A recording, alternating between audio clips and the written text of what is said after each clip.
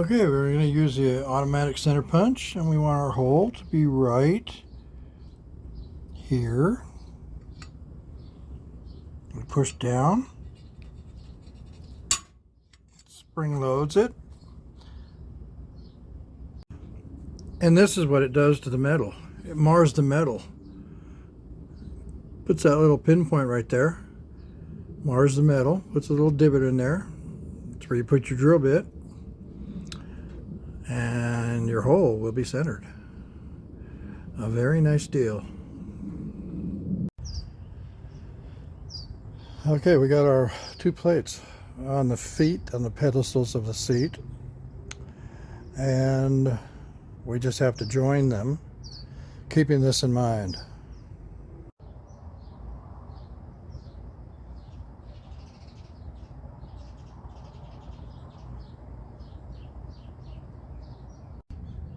Yeah, the rear pedestal is lower than the front pedestal. It's about 1 3/8 lower than this front one right here. So we have to attach it. Of course, we have to take that into account.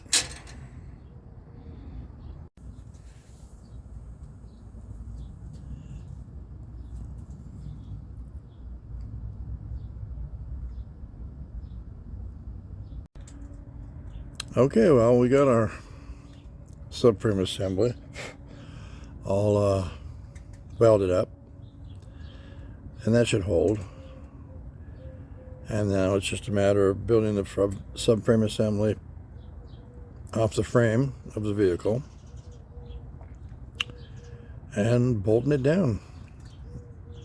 Well, we're trying to get the up and down perfect for when the vehicle is in its sitting stance. The driver can see perfectly out the window. You know, the seat's not too high or too low. It adjusts front to back. That's not a problem.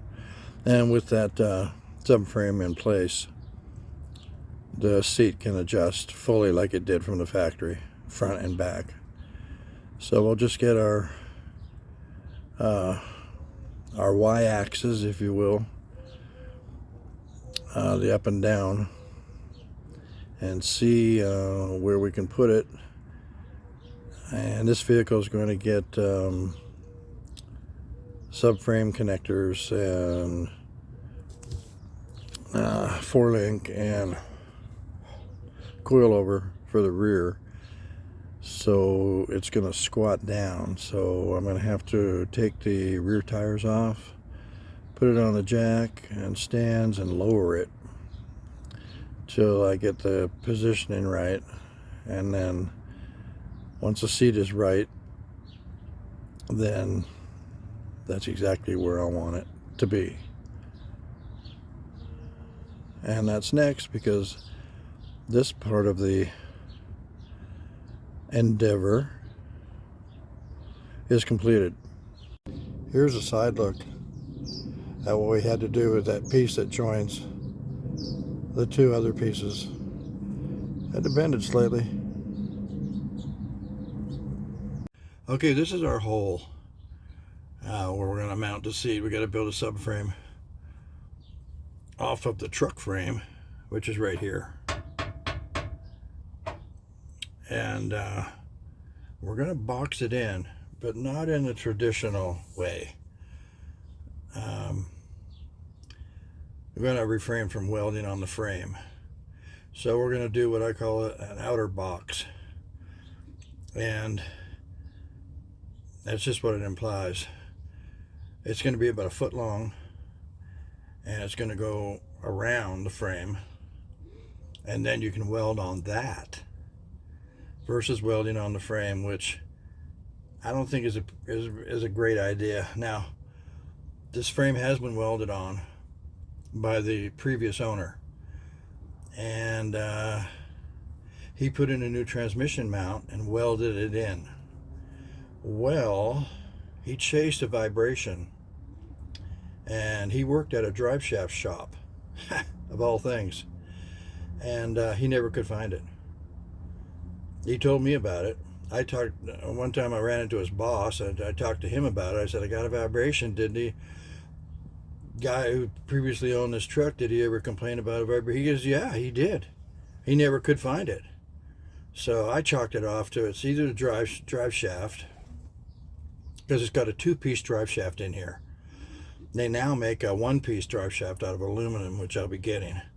But he chased it. I chalked it off. I said, I think there's something wrong with the front calipers or vibrating or something, because it was hit and miss. It would never always be the same.